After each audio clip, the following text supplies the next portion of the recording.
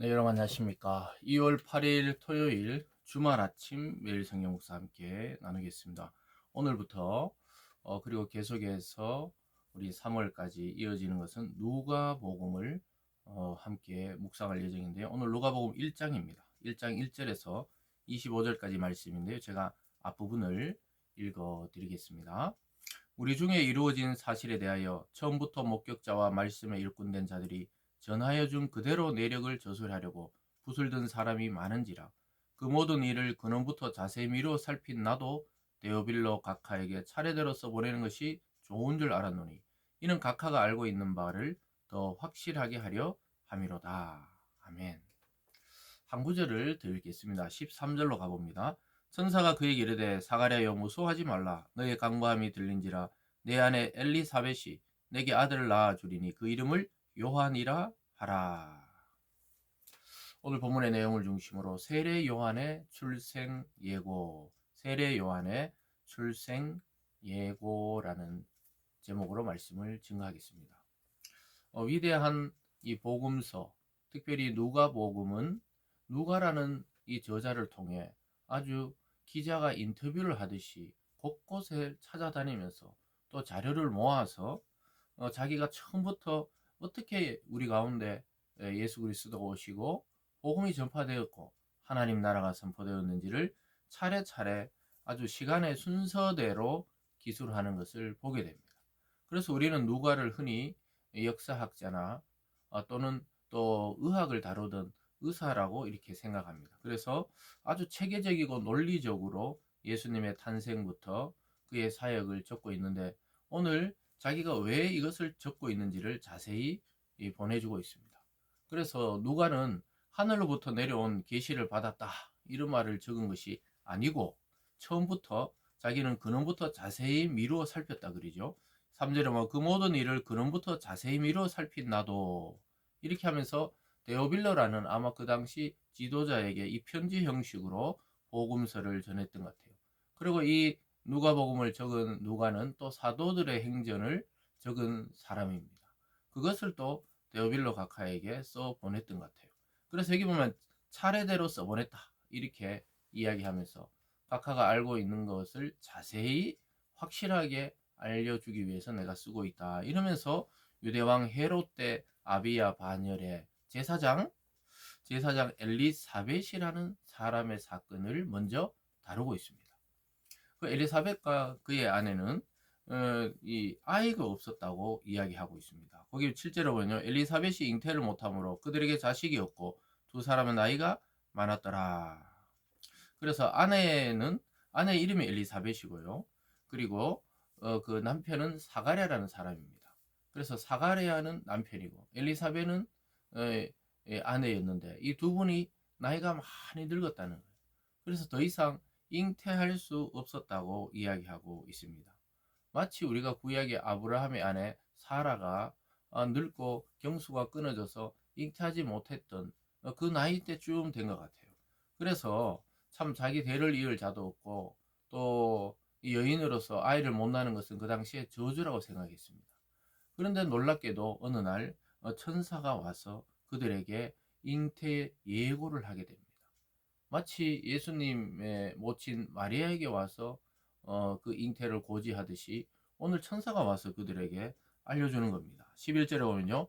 주의 사자가 그에게 나타나 향당 우편에 선지라 사가랴가 보고 놀라며 무서워하니 천사가 그에게 이르되 사가랴여 무서워하지 말라 너의 간구함이 들린지라 내 아내 엘리사벳이 내게 아들 낳아주리니 그 이름을 요한이라 하라 이렇게 말하고 있습니다.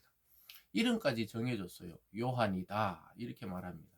그 당시에 이름을 정할 때 봤을 때는 이 이름이 맞지 않는 이름이에요. 느닷없는 이름입니다.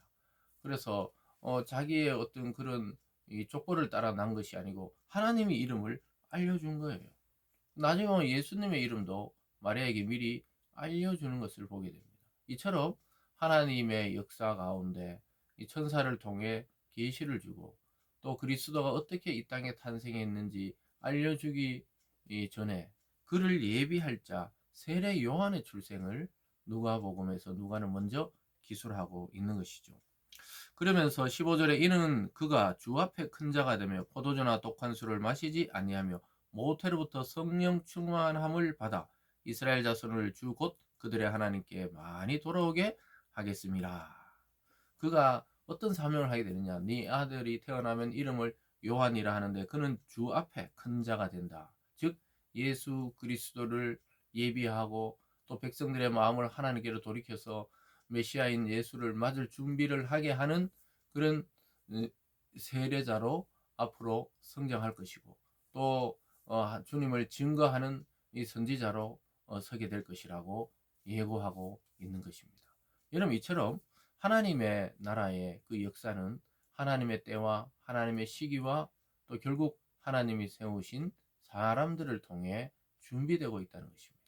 여러분 지금 우리가 할 일은 다시 오실 주님을 맞이하기 위한 신부 같은 공동체, 그러한 교회, 그러한 마음으로 우리가 신부가 단장하듯이 말씀과 성령으로 우리의 삶을 순결하게 하고 성결하게 하고 세상과 구별되게 해서 주님 다시 오실 길을 예비하는 마음으로 살아야 되는 것이죠.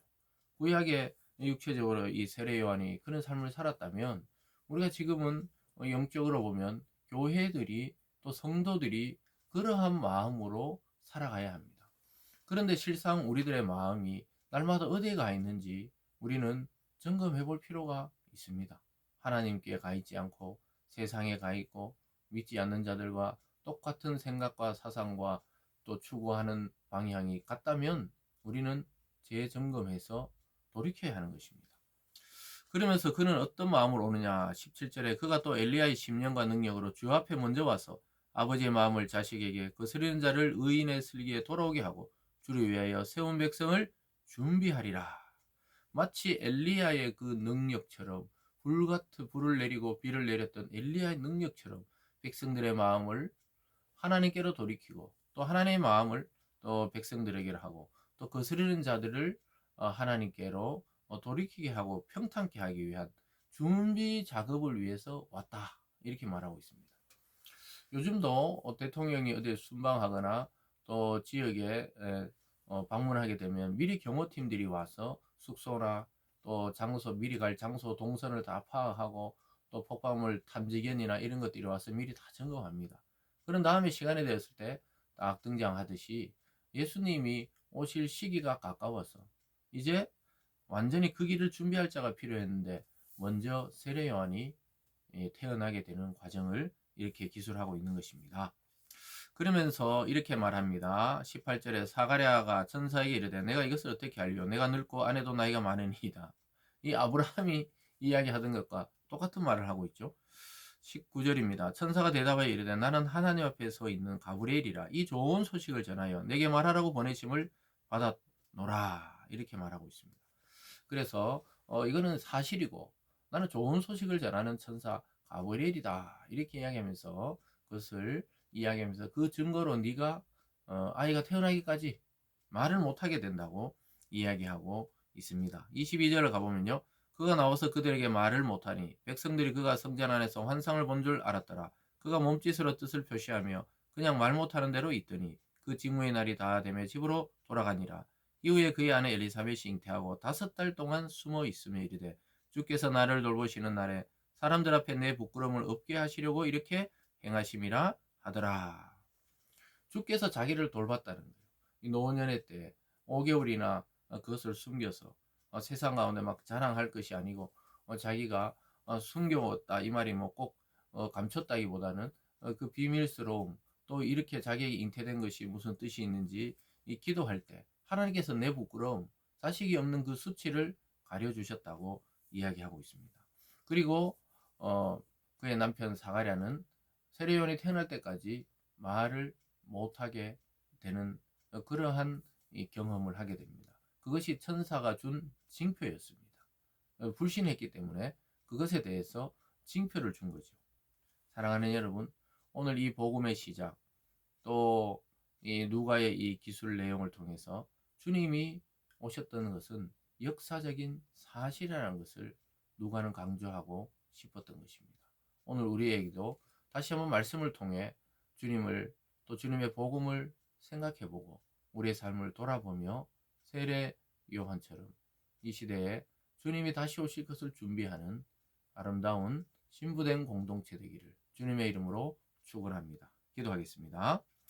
사랑의 하나님 아버지, 주님을 맞을 준비하는 마음으로 살아가는 우리 모든 성도들의 삶이 되도록 인도하여 주시옵소서. 감사드리며 예수님 이름으로 기도드리옵나이다. 아멘.